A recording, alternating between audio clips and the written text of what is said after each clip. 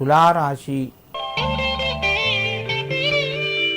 ఈ రాశి వారికి రోజు కొంత కలిసి వస్తుంది. ధనపరంగా ఆదాయ మార్గాలు పెరుగుతాయి. అనుకూలంగా ఉంటుంది. మిత్రుల యొక్క సహకారము మీకు లభిస్తూ ఉంటుంది. నూతన ప్రయత్నాలు ముందుకు కొనసాగుతాయి. కుటుంబ సభ్యుల సహకరించడం వలన శుభవార్తను కూడా వింటారు. ఉద్యోగస్తులకు అనుకూలంగా ఉంది.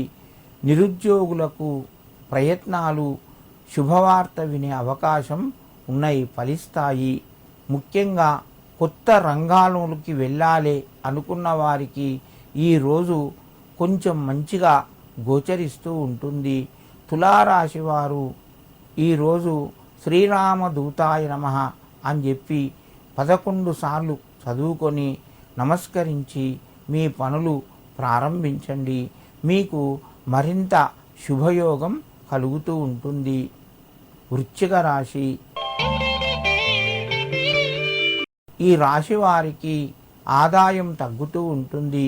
ఖర్చులు పెరిగే అవకాశం ఉన్నాయి. ఆరోగ్యపరంగా కొన్ని జాగ్రత్తలు తీసుకోండి. దూర ప్రయాణాలు చేయవలసి వస్తుంది. కుటుంబ సభ్యుల యొక్క సహకారం ఉంటుంది. ఉద్యోగస్తులకు తోటివారి సహకారం లభిస్తూ ఉంటుంది. నిరుద్యోగులకు ప్రయత్నాలు మెల్లగా ముందుకు వెళ్తాయి. ఈ రాశివారు ఈరోజు ఎర్రటి గాజులు అమ్మవారు దుర్గాదేవికి సమర్పించి నమస్కరించి మీ పనులు ప్రారంభించండి. మీకు మరింత శుభయోగం కలుగుతూ ఉంటుంది. ధనస్సు రాశి. ఈ రాశి వారికి రోజు ఆర్థిక పరిస్థితులు కొంత మెరుగుపడతాయి. మిత్రుల యొక్క సహకారము కొంత లభిస్తూ ఉంటుంది.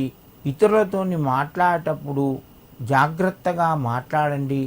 మిమ్మల్ని ఇబ్బంది పెట్టే అవకాశం ఎక్కువగా ఉన్నది. శత్రు యొక్క బాధ పెరుగుతూ ఉంటుంది. ఉద్యోగస్తులకు తోటివారు కొంచెం ఇబ్బంది కలిగించే అవకాశం ఉంది.